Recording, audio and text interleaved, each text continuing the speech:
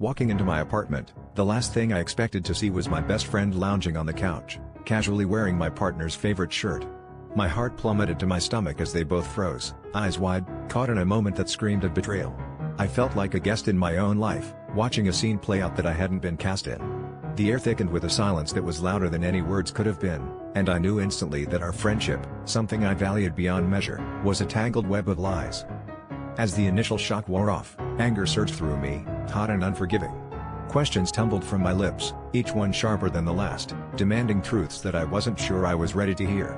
My partner stammered, trying to explain away the unexplainable, while my best friend sat there, silent and guilty. It was as if my life had been a carefully constructed house of cards, and with one careless breath, they had knocked it all down.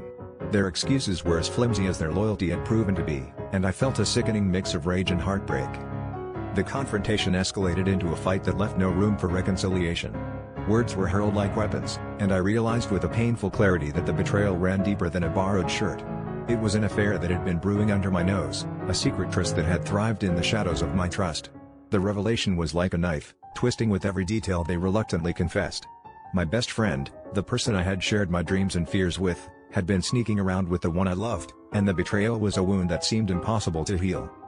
But as the dust settled and the storm of emotions began to wane, a chilling truth emerged from the chaos, the internal conflict that had been gnawing at me for months. Deep down, I had known something was off. There were signs I had chosen to ignore, whispers of doubt that I had silenced.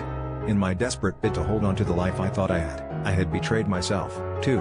The revelation was a bitter pill to swallow, but it was the first step towards reclaiming my life from the tangled web they had woven.